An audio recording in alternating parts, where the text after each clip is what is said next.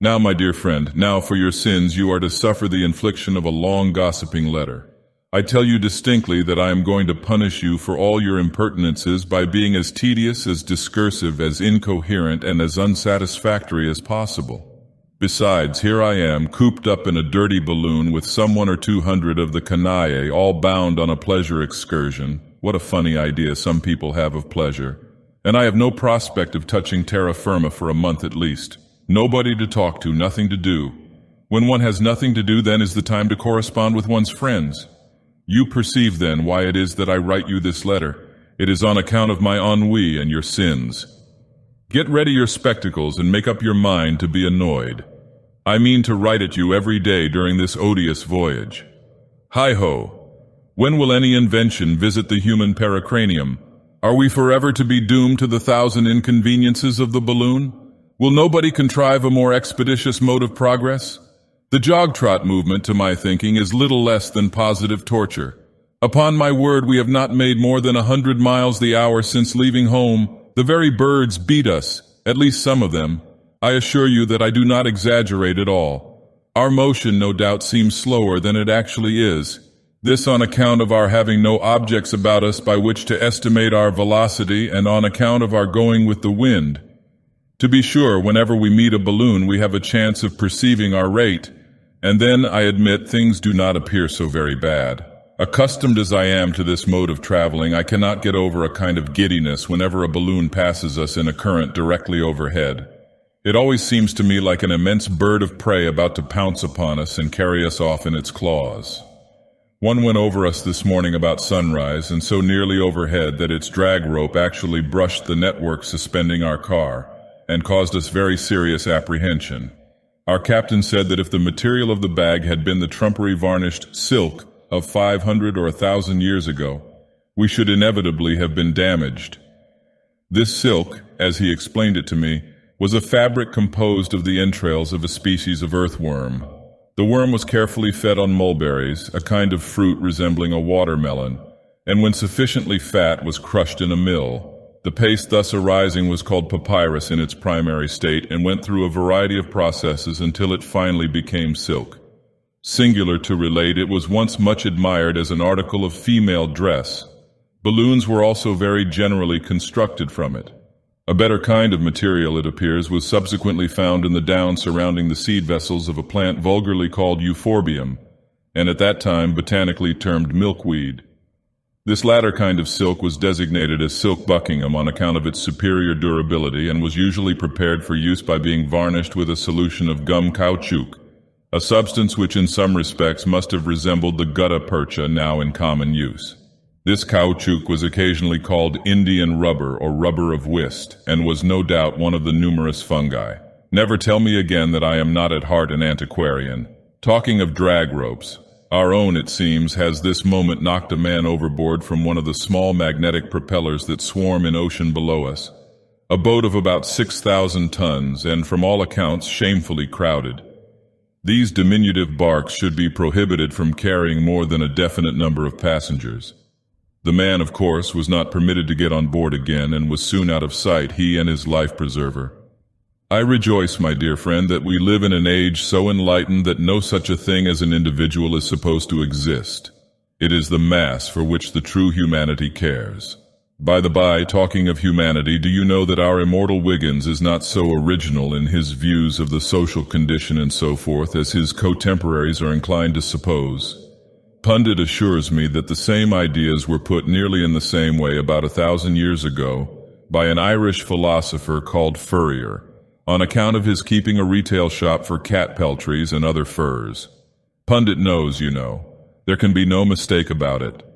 How very wonderfully do we see verified every day the profound observation of the Hindu Aries Tottle, as quoted by Pundit.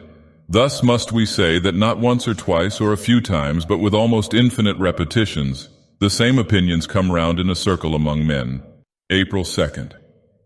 Spoke today the magnetic cutter in charge of the middle section of floating telegraph wires. I learned that when this species of telegraph was first put into operation by horse, it was considered quite impossible to convey the wires over sea. But now we are at a loss to comprehend where the difficulty lay, so wags the world. Tempora mutantur, excuse me for quoting the Etruscan. What would we do without the Atlantic telegraph? Pundit says Atlantic was the ancient adjective. We lay to a few minutes to ask the cutter some questions and learned, among other glorious news, that civil war is raging in Africa, while the plague is doing its good work beautifully both in Europe and Asia. Is it not truly remarkable that before the magnificent light shed upon philosophy by humanity, the world was accustomed to regard war and pestilence as calamities? Do you know that prayers were actually offered up in the ancient temples to the end that these evils might not be visited upon mankind?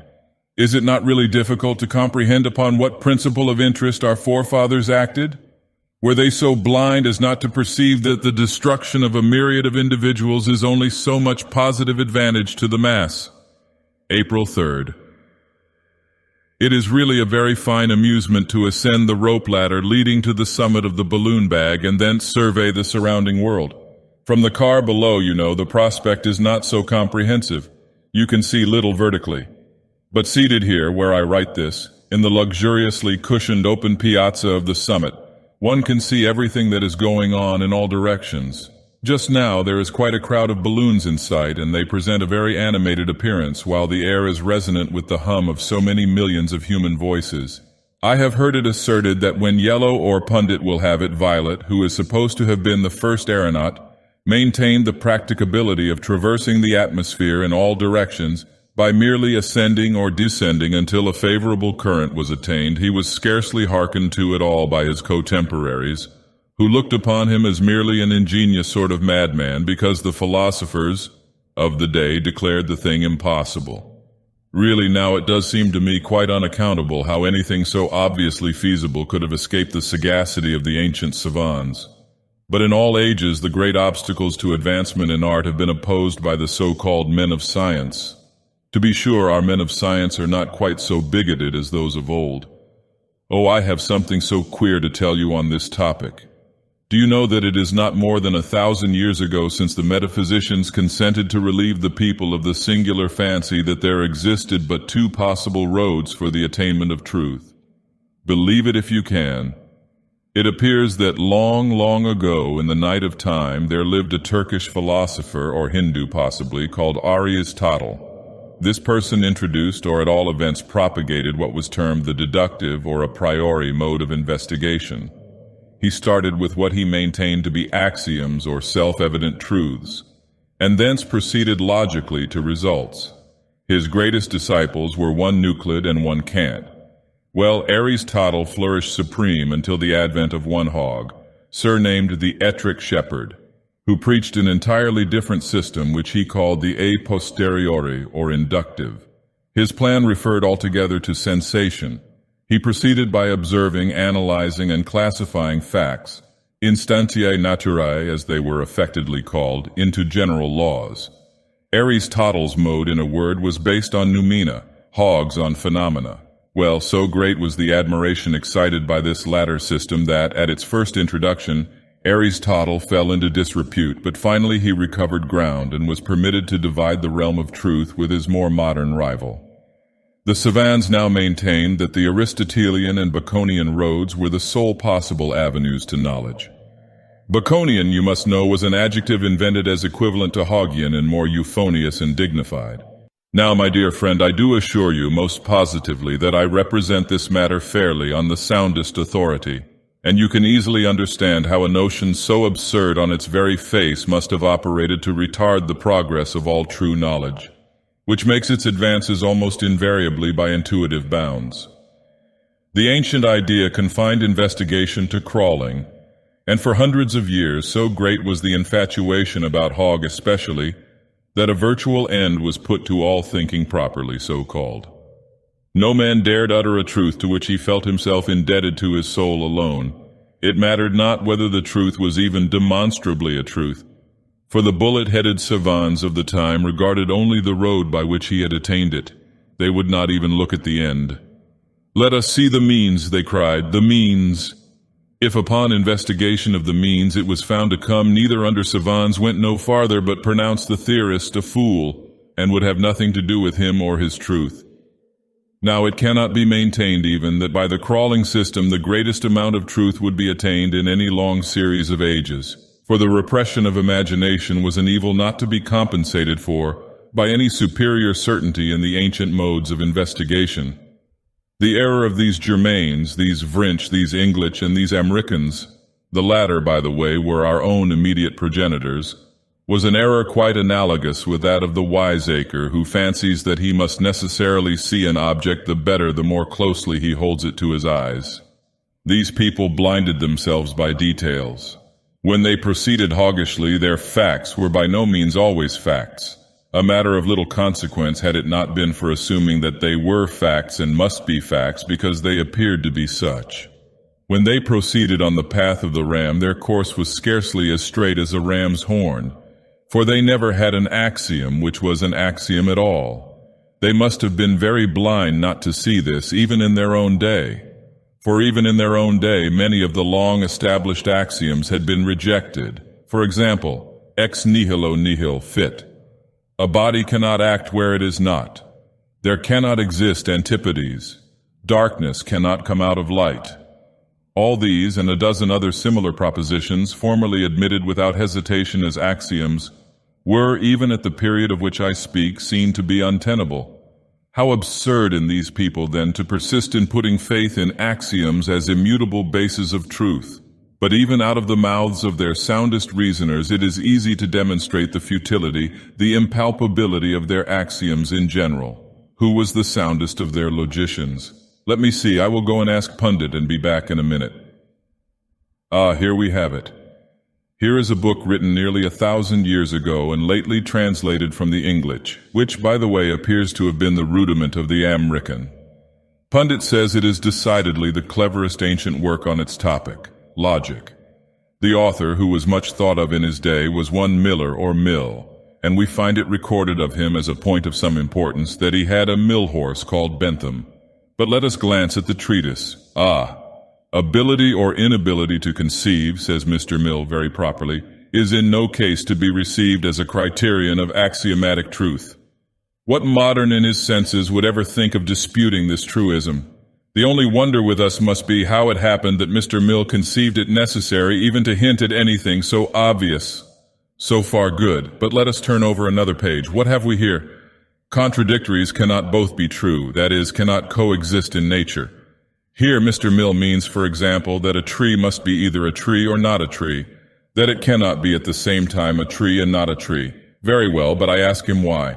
His reply is this, and never pretends to be anything else than this, because it is impossible to conceive that contradictories can both be true. But this is no answer at all, by his own showing.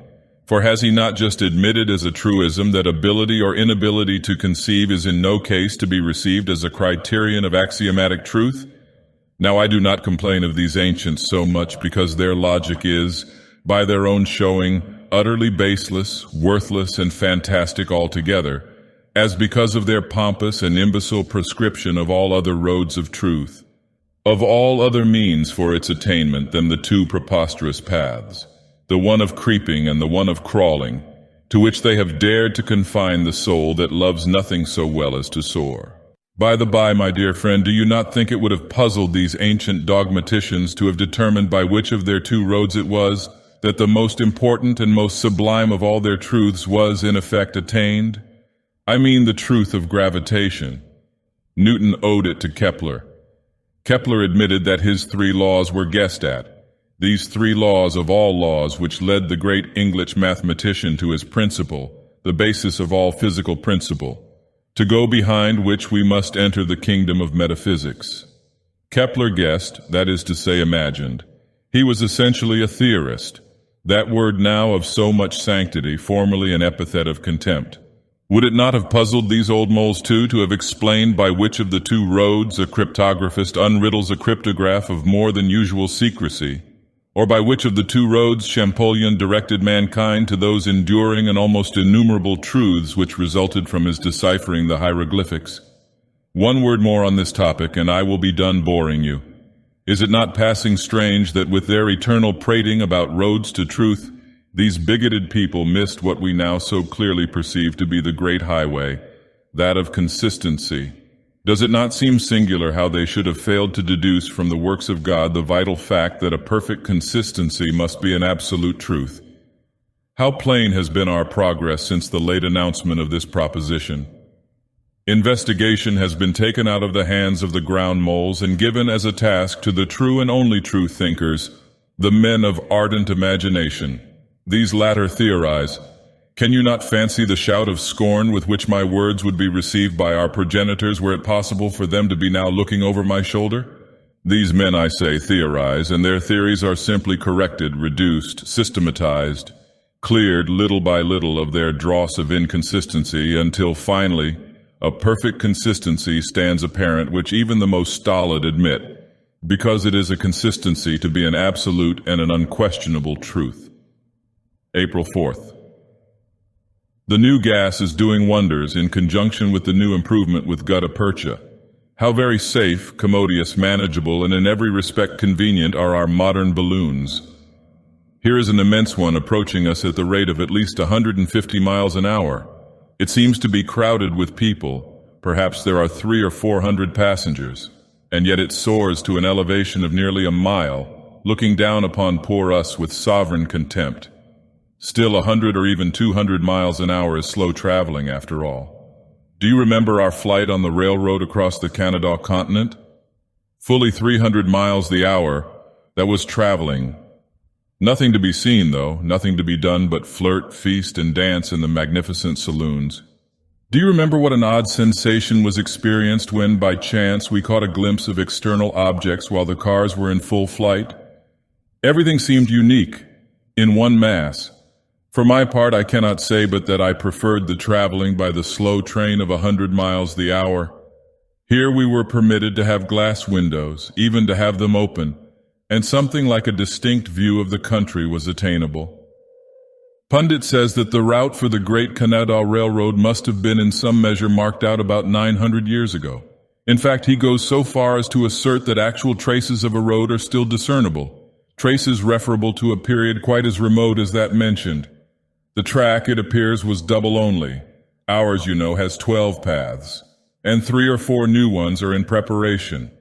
The ancient rails were very slight and placed so close together as to be, according to modern notions, quite frivolous if not dangerous in the extreme. The present width of track, 50 feet, is considered indeed scarcely secure enough.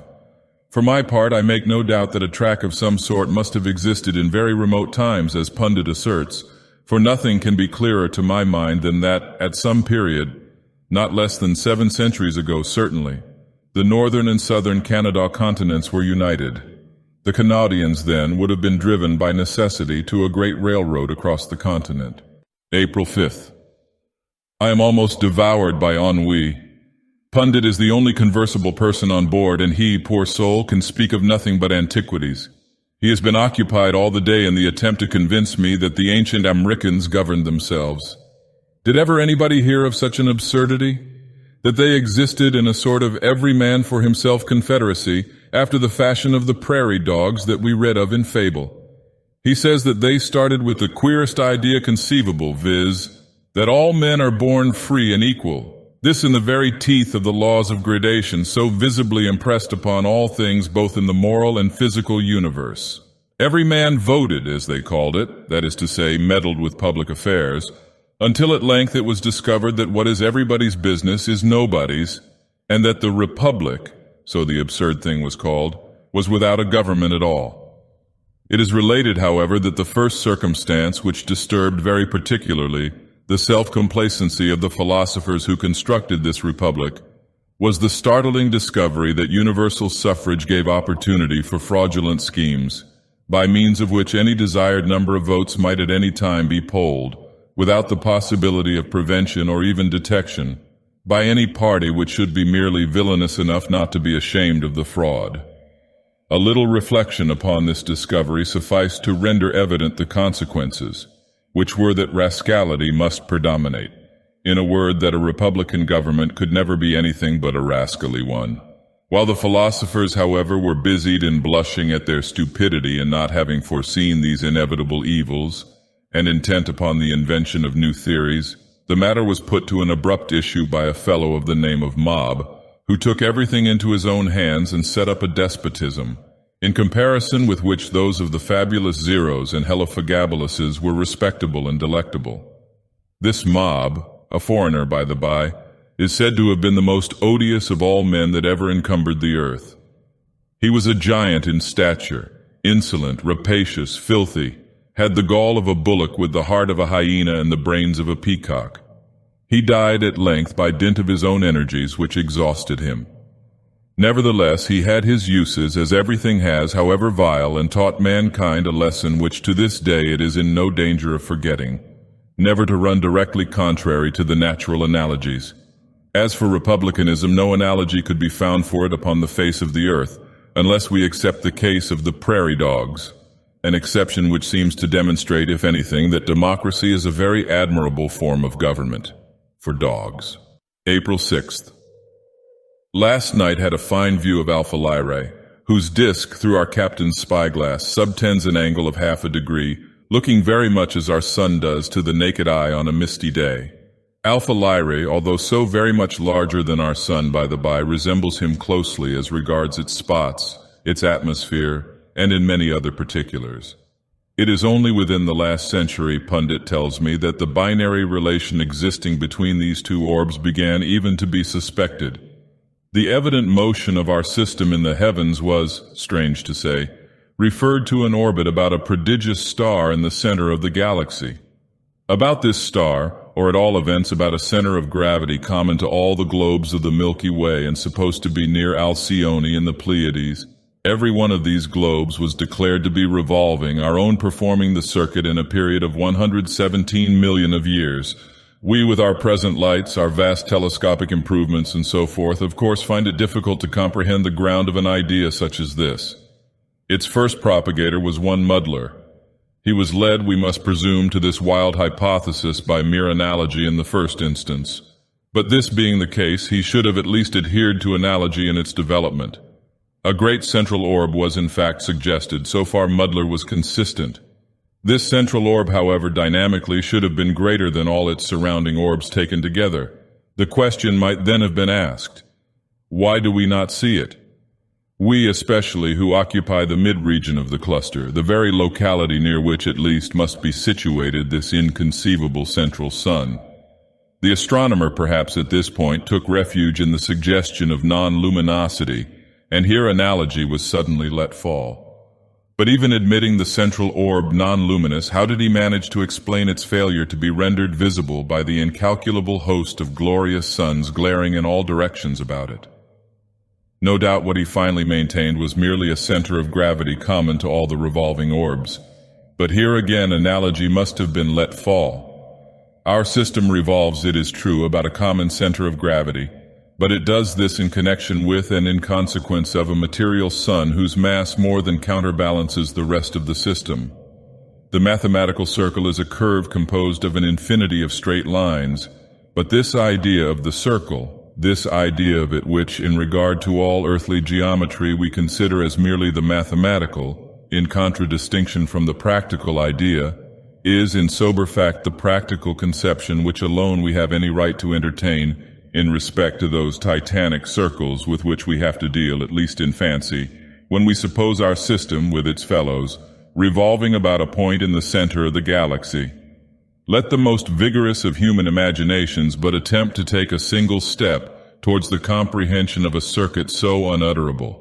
It would scarcely be paradoxical to say that a flash of lightning itself, traveling forever upon the circumference of this inconceivable circle, would still forever be traveling in a straight line, that the path of our sun along such a circumference, that the direction of our system in such an orbit, would, to any human perception, deviate in the slightest degree from a straight line even in 1,000,000 of years is a proposition not to be entertained. And yet these ancient astronomers were absolutely cajoled, it appears, into believing that a decisive curvature had become apparent during the brief period of their astronomical history, during the mere point, during the utter nothingness of 2,000 or 3,000 years. How incomprehensible that considerations such as this did not at once indicate to them the true state of affairs, that of the binary revolution of our sun and Alpha Lyrae around a common center of gravity. April 7th. Continued last night our astronomical amusements, had a fine view of the 5 Neptunian asteroids and watched with much interest the putting up of a huge impost on a couple of lintels in the new temple at Daphnis in the moon. It was amusing to think that creatures so diminutive as the Lunarians and bearing so little resemblance to humanity yet evinced a mechanical ingenuity so much superior to our own. One finds it difficult, too, to conceive the vast masses which these people handle so easily to be as light as our own reason tells us they actually are. April 8th. Eureka! Pundit is in his glory. A balloon from Canada spoke us today and threw on board several late papers. They contain some exceedingly curious information relative to Canadian, or rather American, antiquities. You know, I presume that laborers have for some months been employed in preparing the ground for a new fountain at Paradise, the Emperor's principal pleasure garden. Paradise, it appears, has been, literally speaking, an island time out of mind. That is to say, its northern boundary was always, as far back as any records extend, a rivulet, or rather a very narrow arm of the sea. This arm was gradually widened until it attained its present breadth, a mile. The whole length of the island is 9 miles, the breadth varies materially.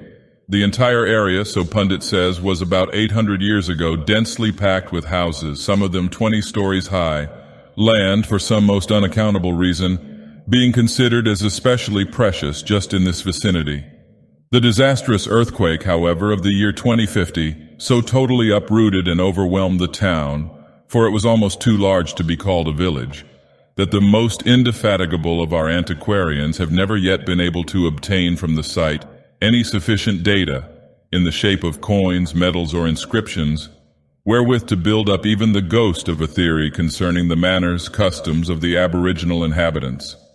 Nearly all that we have hitherto known of them is that they were a portion of the Knickerbocker tribe of savages infesting the continent at its first discovery by Recorder Riker, a knight of the Golden Fleece. They were by no means uncivilized, however, but cultivated various arts and even sciences after a fashion of their own. It is related of them that they were acute in many respects, but were oddly afflicted with monomania for building what in the ancient American was denominated churches, a kind of pagoda instituted for the worship of 2 idols that went by the names of Wealth and Fashion. In the end, it is said, the island became 9/10 of it church. The women, too, it appears, were oddly deformed by a natural protuberance of the region just below the small of the back, although most unaccountably this deformity was looked upon altogether in the light of a beauty.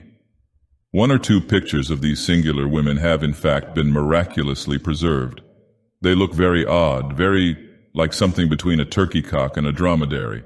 Well, these few details are nearly all that have descended to us respecting the ancient Knickerbockers. It seems, however, that while digging in the center of the Emperor's garden, which you know covers the whole island, some of the workmen unearthed a cubical and evidently chiseled block of granite weighing several hundred pounds. It was in good preservation, having received apparently little injury from the convulsion which entombed it. On one of its surfaces was a marble slab with, only think of it, an inscription, a legible inscription. Pundit is in ecstasies. Upon detaching the slab, a cavity appeared, containing a leaden box filled with various coins, a long scroll of names, several documents which appear to resemble newspapers, with other matters of intense interest to the antiquarian.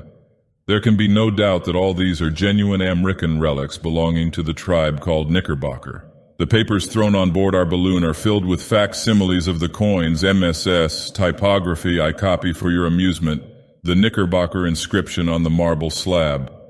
This cornerstone of a monument to the memory of George Washington was laid with appropriate ceremonies on the 19th day of October, 1847, the anniversary of the surrender of Lord Cornwallis to General Washington at Yorktown, A.D. 1781, under the auspices of the Washington Monument Association of the City of New York.